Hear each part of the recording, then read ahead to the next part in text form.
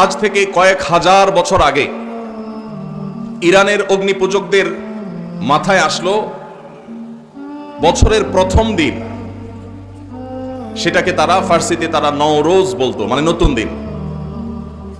এই নওরোজ বা নাইরোজ, এই বছরের প্রথম দিনকে অগ্নিপূজকেরা, প্রকৃতি পূজারীরা, পেগানরা তারা বিশেষভাবে পুজো অর্চনা এবং উৎসব হৈহুল্লোড় করে কাটাতো।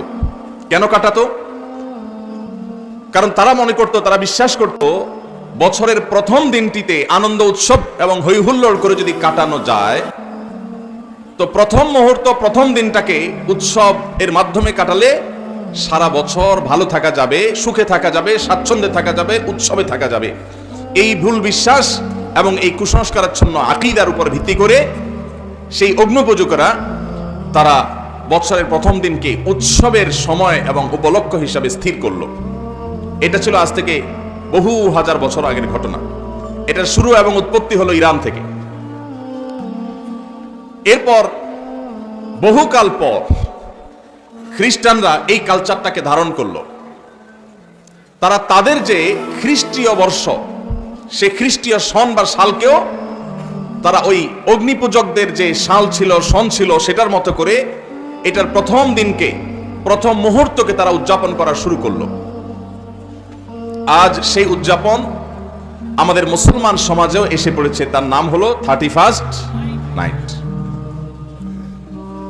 এই 31st নাইটের এই কালচার, এটা এসেছে অগ্নিপূজকদের কাছ থেকে, খ্রিস্টানদের ঘাড় হয়ে এখন সেটা মুসলমানদের সমাজেও বসবাস করছে, টিকে আছে। 31st নাইটের যে কালচার এবং সংস্কৃতি, এই সংস্কৃতির মূল থিমটা হলো সেই অগ্নিপূজকদের থিম, অর্থাৎ বছরের প্রথম মুহূর্ত। এই সময়টাকে যখনই রাত 12টা 1 মিনিট হবে, 31শে ডিসেম্বর, 31st নাইট, 31 ডিসেম্বর রাত 12টা পার হয়ে যখন 12টা 1 হয়ে যাবে, তখনই সব পটকা ফুটিয়ে, আতশবাজি করে, ফানুস উড়িয়ে, হই হুল্লোড় করে, গান বাজনা করে, উৎসব করে, ফুর্তি করে এই মুহূর্তকে কাটিয়ে তারা সারা বছর ভালো থাকতে চায়, উৎসবে থাকতে চায়, খুশিতে থাকতে চায়। এই চিন্তাধারা, এই ধ্যান ধারণা এসেছে অগ্নিপূজকদের কাছ থেকে। আমরা মুসলমানের সন্তান, মুহাম্মদ রাসূলুল্লাহ সাল্লাল্লাহু আলাইহি ওয়াসাল্লামের উম্মত, তার অনুসারী। আল্লাহর লাখো কোটি শুকর, আল্লাহ তাআলা এরকম কুসংস্কারাচ্ছন্ন, অযৌক্তিক, হাস্যকর, বাস্তবতা বিবর্জিত বিশ্বাস এবং কুসংস্কার থেকে আল্লাহ তাআলা আমাদের মুসলমানদেরকে হেফাজতে রেখেছেন, আলহামদুলিল্লাহ। আল্লাহ রাব্বুল আলামিন রাত এবং দিনের পরিবর্তন, বছরের মাসের পালাবদল করেন, মানুষ যাতে শিক্ষা গ্রহণ করে যে মানুষের পৃথিবীতে বেঁচে থাকার জন্য রাতের প্রয়োজন যেমন আছে, দিনের প্রয়োজন আছে, ঋতুর পরিবর্তনের প্রয়োজন আছে। এই সবগুলো মানুষের প্রয়োজনে আল্লাহ তাআলা দিয়েছেন। মানুষ সেখান থেকে শিক্ষা গ্রহণ করবে, দার্স হাসিল করবে, সেখান থেকে মানুষ আল্লাহ রাব্বুল আলামিনের কৃতজ্ঞতা আদায় করবে। এই জন্য আল্লাহ তাআলা এগুলো দিয়েছে। আল্লাহ তাআলা বছরের পালাবদল এই জন্য দেননি যে মানুষ সেটাকে ফুর্তি করবে, উৎসব করবে, উৎসব এবং ফুর্তি করে কাটাবে। ভাইয়ের আমার, সবচেয়ে দুর্ভাগ্যের ব্যাপার, সবচেয়ে হাস্যকর ব্যাপার হলো আজকের পৃথিবীতে যারা নিজেদেরকে বিজ্ঞান মনস্ক দাবি করে, যে মানুষগুলো নিজেদেরকে বিজ্ঞান এর অনুসারী মনে করে, সেই মানুষগুলো সেই হাজার হাজার বছর আগের অগ্নিপূজকদের সেই হাস্যকর এবং মিথ্যা, বাস্তবতা বিবর্জিত বিশ্বাসকে তারা ধারণ করে আছে। বছরের প্রথম মুহূর্তকে আনন্দ উৎসব করে, হই হুল্লোড় করে, ফুর্তি করে, আতশবাজি করে, ফানুস উড়িয়ে কাটালে যদি মানুষ ভালো থাকে, সারা বছরটা যদি ভালো যায়, তাহলে প্রতিদিন সকালে, নতুন দিনের ভোরে, নতুন মাসের শুরুতে, নতুন সপ্তাহের শুরুতে, যে কোনো নতুন কিছুর শুরুতে মানুষ এভাবে ভালো উৎসব করে, ফুর্তি করে, আনন্দ করে, হই হুল্লোড় করে কাটিয়ে তারা সারা মাস, সারা সপ্তাহ ভালো থাকতে পারত।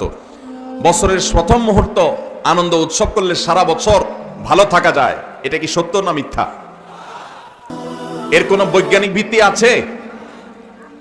এর কোনো শরঈ ভিত্তি আছে? নাই। আল্লাহ রাব্বুল আলামিন আমাদেরকে সেই দ্বীনের অনুসারী করেছেন, যে দ্বীনে প্রতিদিনের সকালকে আমরা আল্লাহর জিকিরের মাধ্যমে উদযাপন করি, আলহামদুলিল্লাহ। আল্লাহ তাআলা আমাদেরকে সেই দ্বীনের অনুসারী করেছেন, যে দ্বীনের প্রত্যেক শুরুকে আমরা আল্লাহর নাম দিয়ে উদযাপন করি, শুরু করি, সূচনা করি। আল্লাহ রাব্বুল আলামিন এই সমস্ত কুসংস্কার থেকে আমাদেরকে, আমাদের সমাজকে হেফাজত থাকার তৌফিক দান করুন। ভাইরা আমার, যার আগমন আনন্দের কারণ হয়, যার আগমন আনন্দের কারণ হয়, তার বিদায় বেদনার কারণ হয়। ঠিক না বে ঠিক? এই উসুল, এই মূলনীতির সাথে আপনারা কি একমত না দ্বিমত?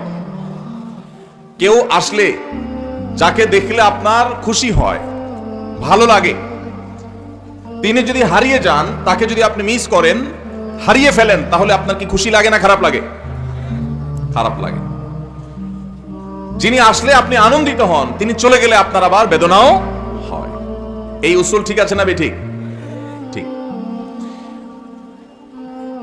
নতুন বছর এটা আসলে যদি আমাদের খুশি হতে হয়, উৎসব করতে হয়, হই হুল্লোড় করতে হয়, আতশবাজি করতে হয়, ফানুস উড়াতে হয়, পটকা ফুটাতে হয়, গান বাজনা করতে হয়, তাহলে বছরের, নতুন বছরের আগমন যদি আনন্দের কারণ হয়, যেই 12টা 1 মিনিটে নতুন বছরকে তুমি বরণ করেছো হে যুবক, তার 1 মিনিট আগেই তো একটি বছর পরিসমাপ্ত হয়েছে, বিদায় নিয়েছে।